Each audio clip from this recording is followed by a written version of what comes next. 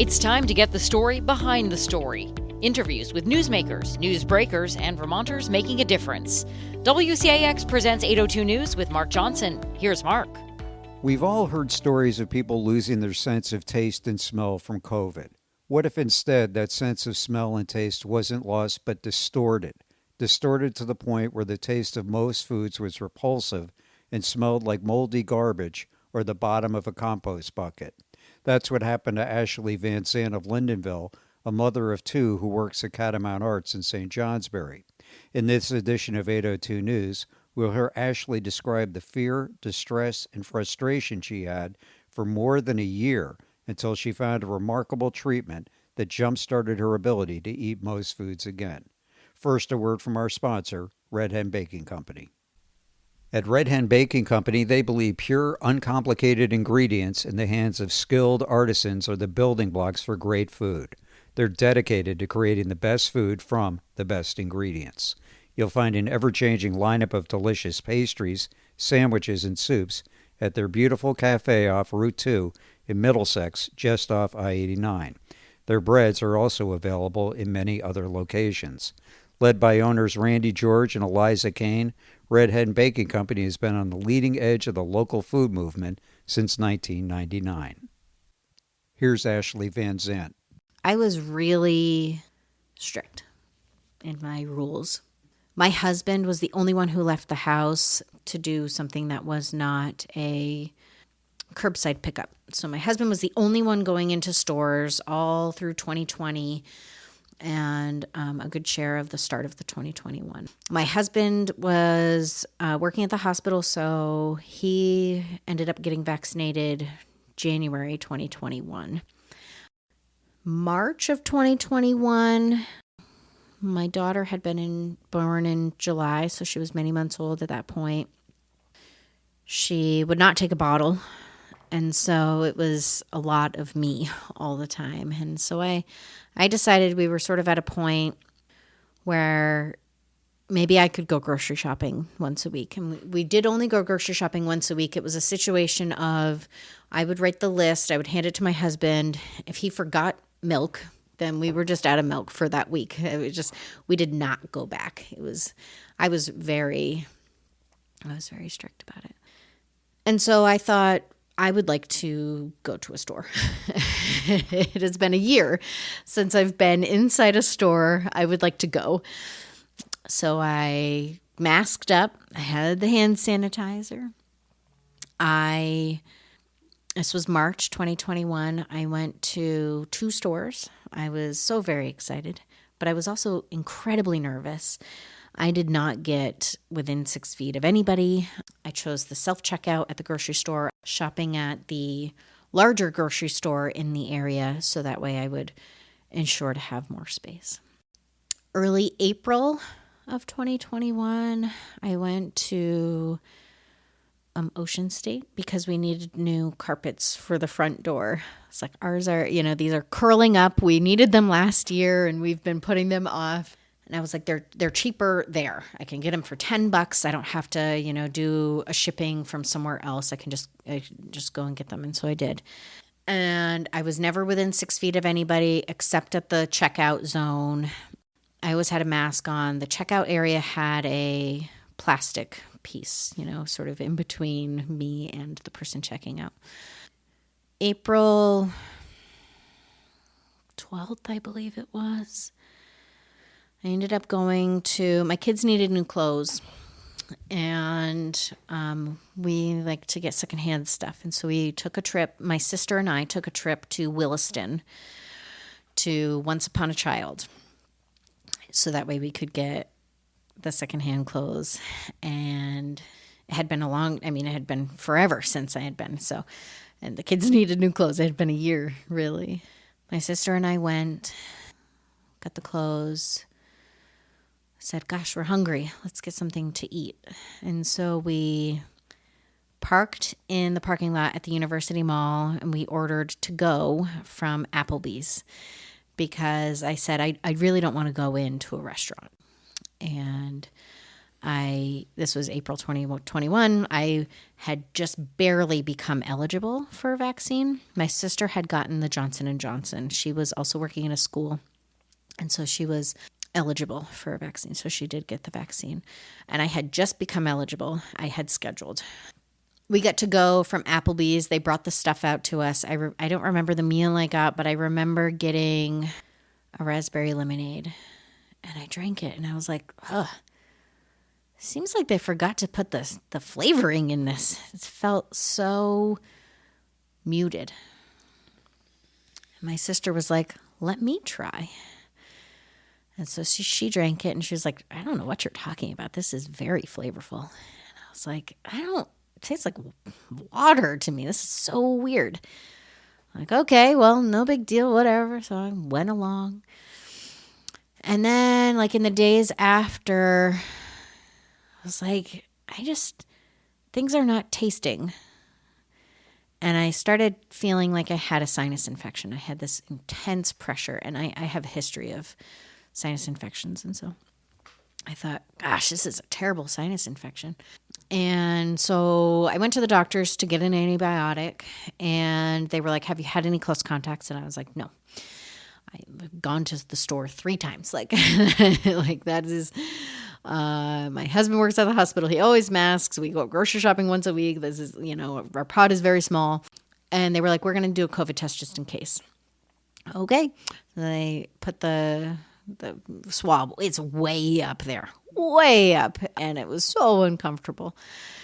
The whole time I'm just worried. And my husband and my mom, like the rest of my family, but especially my husband and my mom, were like, I don't know why you're worried. You are so anal about all of this. Like you do not have COVID. Don't worry about it. Like, it would be ridiculous if you had COVID. There's no way. Okay. My son's birthday is April 17th. So we had a family birthday dinner, and I'm like, foods don't taste. Foods don't taste. I can't taste anything. And my family was just like, it's because of your sinus infection. Don't worry about it. Okay. But the whole time I was just worried. I was just terrified. And then I got the call from the Vermont Health Department, and gosh, was I devastated. And I was like, I don't know how this happened. Upon reflection, I think I do know how it happened. I think it was a brief interaction, 30 seconds or less, with somebody who had been a close contact, who was in the process of getting tested, somebody I thought I could trust, and hadn't told me that they were getting tested. So I don't remember a lot from that phone call, other than just being stunned and devastated. I immediately masked up and went into my room and isolated, but it was too late. My 2 kids had to be tested. Obviously, they were very close contact, and they both tested positive. And I very distinctly remember that phone call from the health department. I'm not sure I ever cried so much in my life. I was so sad. I was so sad. I just felt like a failure to my kids and to my family. And my husband never got it. He had been vaccinated. He got I believe it was Moderna, maybe. My sister did end up getting it. We had shared that drink. And she was right within 2 weeks. She had just gotten the vaccine. I think she was like 12 days out from her vaccine or something. She did get it. All of her kids got it. Nobody else got any symptoms, really, other than just feeling crummy. My kids had 0 symptoms. You would never have known that they had COVID of any kind. But I lost my sense of taste and smell completely. It was gone. And so from sort of late April 2021 to mid-August 2021, I had no taste or smell. I could kind of taste salty and sweet and heat, but it was so strange. The thing I remember most about that time period was just having cravings for food and then not being able to meet those cravings. I'm like, gosh, I just really feel like a chocolate right now. And then I eat the chocolate and then I just feel like, well, I don't know what the point of that was because it didn't give me the feeling that I was looking for. And little did I know that that was like better than what I was headed for. So August of 2021, I ended up developing what are known as dyseusia and parosmia. And they are distorted smell and taste. These disorders mean that you can smell and taste things, but they smell and taste gross. Most of what I smelled and tasted and smelled like old, moldy garbage, bottom of your compost bucket, very yuck, like garlic, like the worst moldy thing you could ever eat. I did go to my local ENT. He was like, don't worry about it. This always fixes itself. Try this nose spray. I tried the nose spray. And I guess I'll back up for a second too. In between April and August, I had done a ton of research about how to get your smell and taste back. So I was doing the smell training and I was like, how do I get this back, And people kept saying don't worry about it. It's okay. This is a thing with COVID. It'll come back. Don't worry. I was like, okay, I'm not going to worry. It's okay. I'm just going to smell things and try to remind my brain how they smell. August, things went south. By mid-September, I couldn't eat anything. I could eat a small handful of things. It was really awful. I remember within that August to September time, it was like every day I would lose 5 more things of just felt like garbage. I was all just eating garbage. And it all happened really rapidly. I remember trying pulled pork and having to spit it out. That was the first thing that I remember as tasting of the worst thing. I had to spit it out. And I cried and cried and cried. I went online as I had done a lot of research, like I said, and I scoured the internet and couldn't find anything. And I was like, this is my last Hail Mary. And so I went on and I was like, how to regain smell and taste after COVID. I went into the depths of some people's blog posts. Kind of went down this rabbit hole. Finally got to one that said there's a Facebook support group. And the Facebook support group is called Parosmia After COVID. So parosmia means distorted smell, and dyseusia means distorted taste. People in the group think that parosmia means both, but technically dyseusia is the taste part and parosmia is the smell part. But most people in this support group have both significantly. So I went on and I just spent 2 hours just reading through all of these people's posts. I had felt so alone before that. Nobody understood what I meant, what I was talking about, why I had to spit food out. And these people understood. And it was I just sat and cried as I read these posts because I was like, you guys get it. You understand what I mean when I say it tastes gross. And I don't just mean ugh, that's gross. It's so hard to explain. So I joined this group and I felt immediately like I had a support. And I should be very clear that my family and my husband were incredibly supportive however they could be. They completely believed me. They wanted to help, but they didn't know how, and they wanted to understand, but they couldn't. There were lots of people in this group who had family members who were like, stop making it up. And my family was not like that. I definitely had support from my family, but that support is way different than when it comes from somebody who is going through the same thing as you. Continued to go to my ENT, and he told me not to get too invested in this Facebook group thing, which I was like, well, I'm going to do it anyway. But he said, don't worry about it. This always comes back. We'll see in a couple months.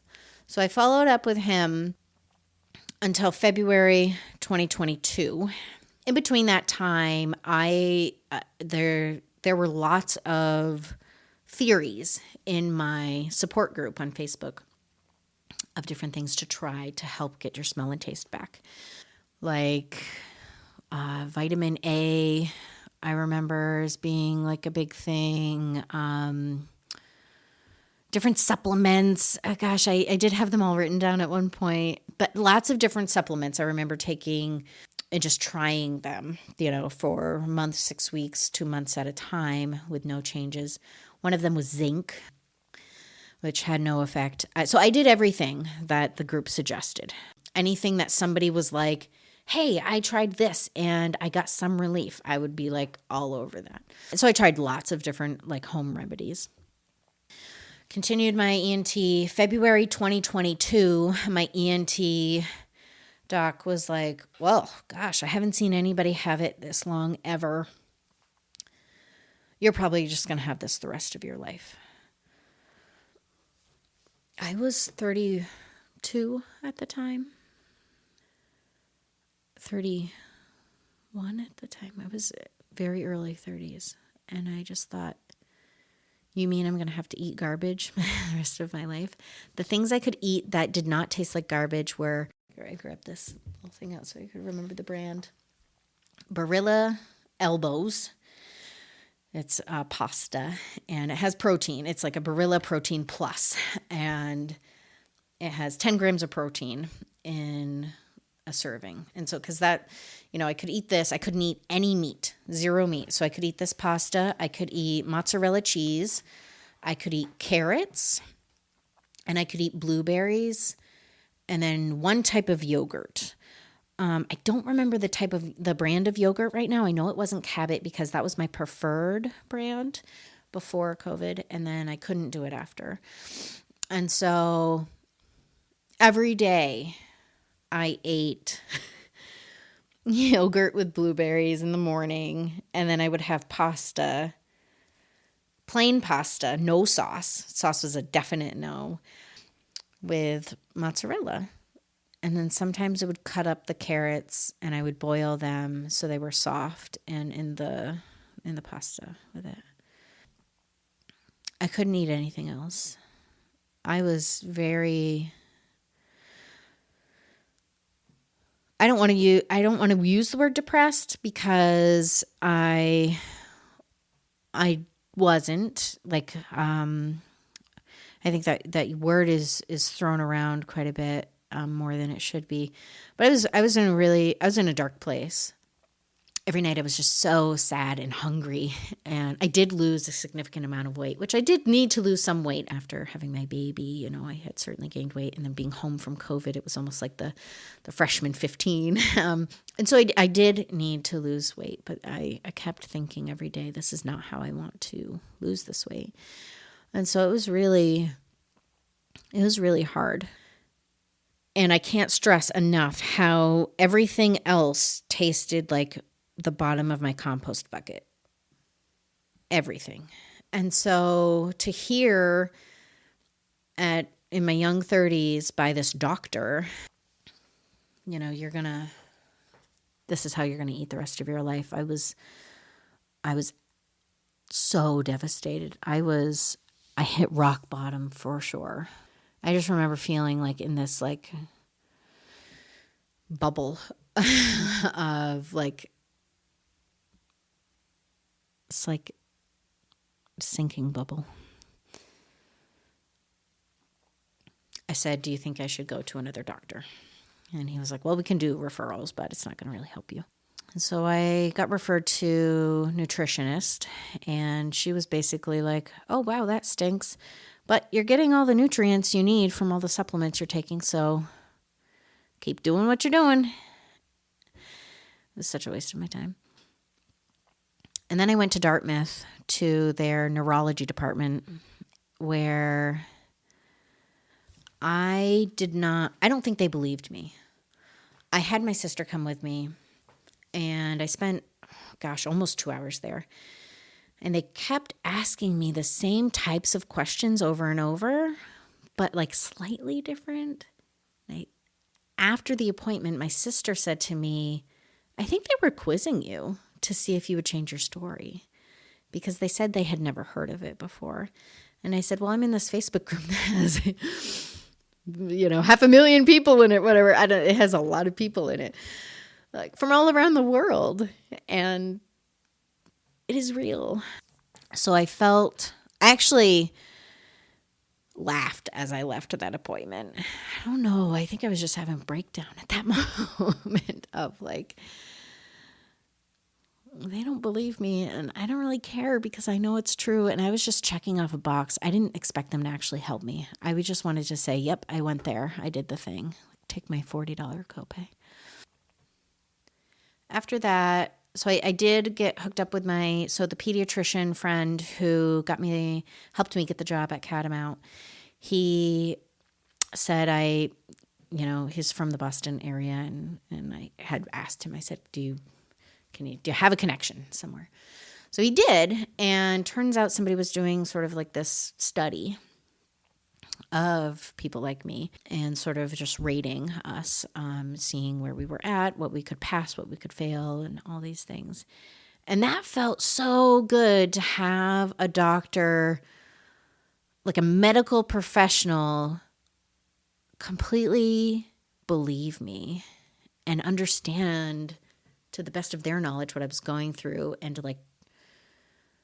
it's the first time I felt hope, really like in a personal way of like, we're doing research for you. In the meantime, there was one thing in the Facebook group that I hadn't tried, and it was called the stellate ganglion block. It's basically a treatment used mostly for PTSD, but it's shots in your neck. And so they are resetting your parasympathetic nerve system. So the thought is that these shots can help reboot your system, and then your brain can be like, oh yeah, that's what a carrot's supposed to taste like. Like, no, this is broccoli. That's not garbage. The injections are not covered by insurance unless you have PTSD, which in hindsight I probably did do. But I'm not diagnosed, and I did try to go to my primary care, which I won't get into that, but that was kind of a mess anyway. Again, just like not, I can't imagine how somebody who is uneducated or unfamiliar with the healthcare system, how they would deal with what I dealt with, because I am those things, and I had a really difficult time. But there was this expert on the stellate ganglion block for correction of post-COVID symptoms. And his name is David Gaskin. He's a nurse anesthesiologist, but a nurse version.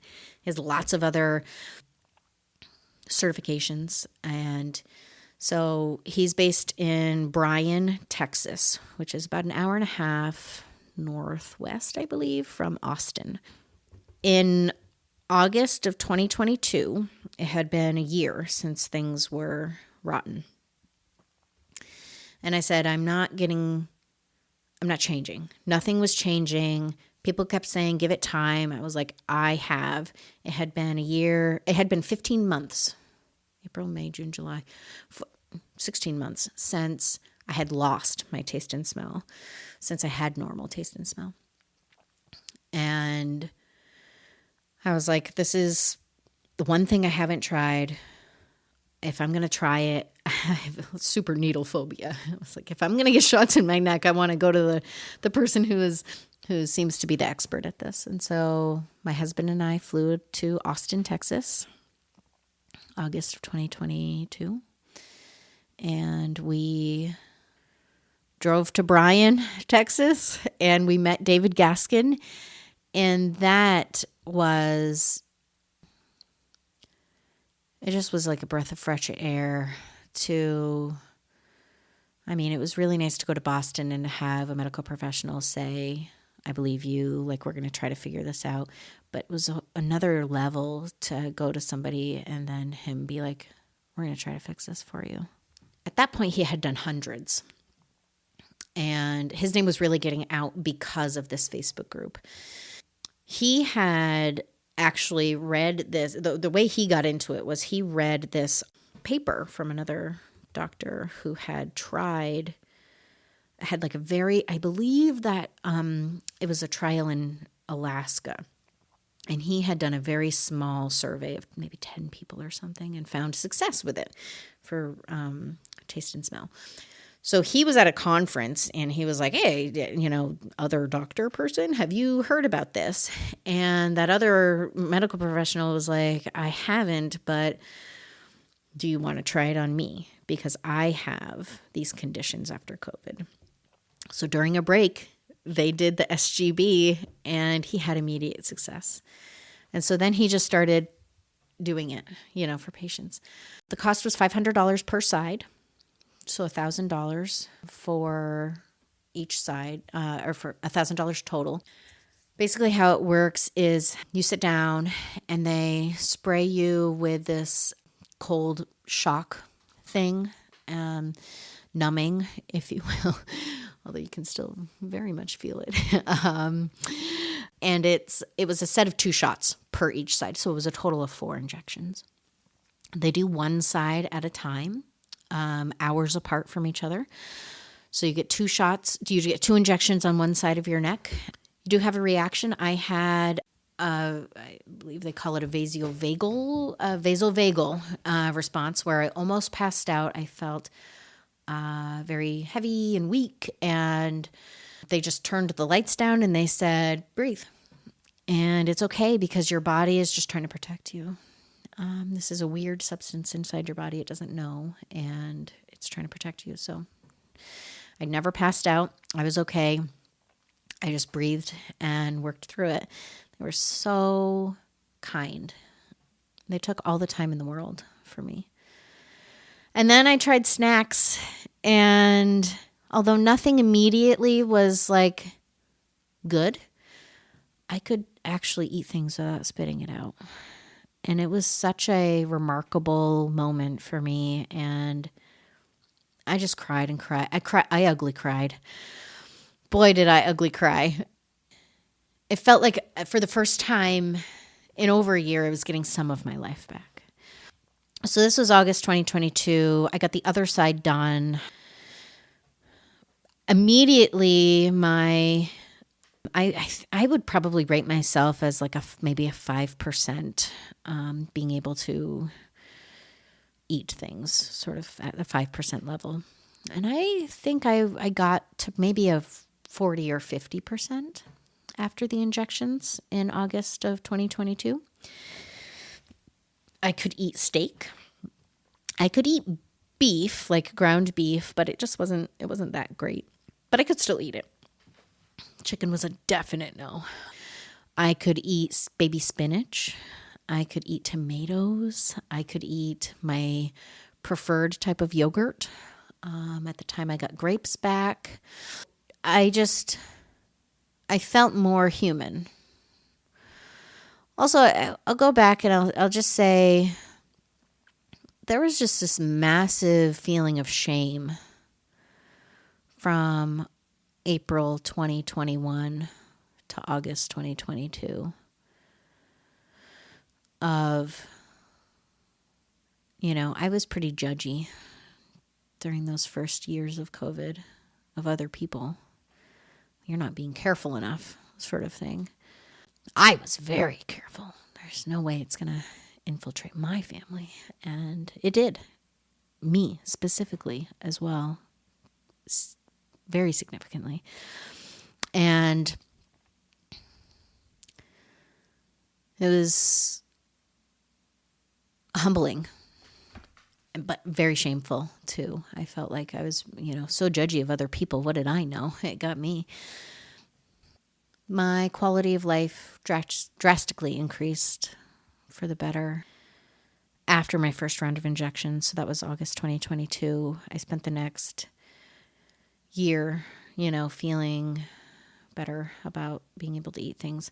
Lots of things, though, still tasted like moldy garbage.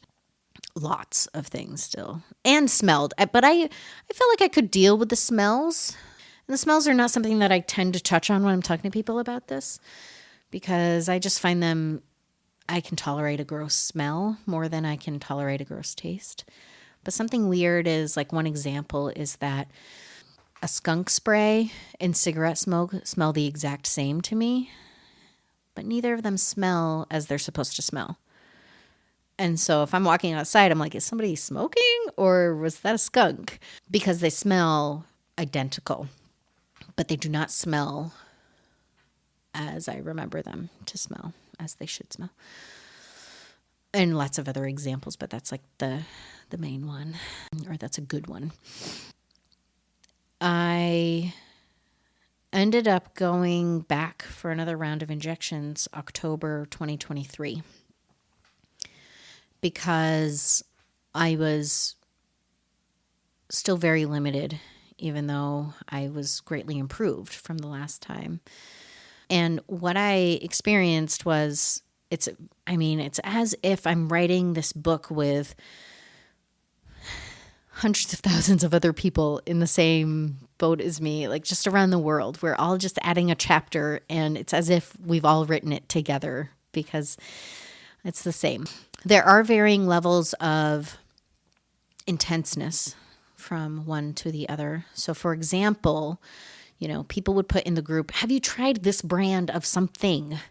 Because I can eat it. Maybe you can too. And so there were a lot of suggestions like that, like, try this, maybe try this. I can do this. And so that's how I found out I could eat a couple more things aside from just the pasta and carrots.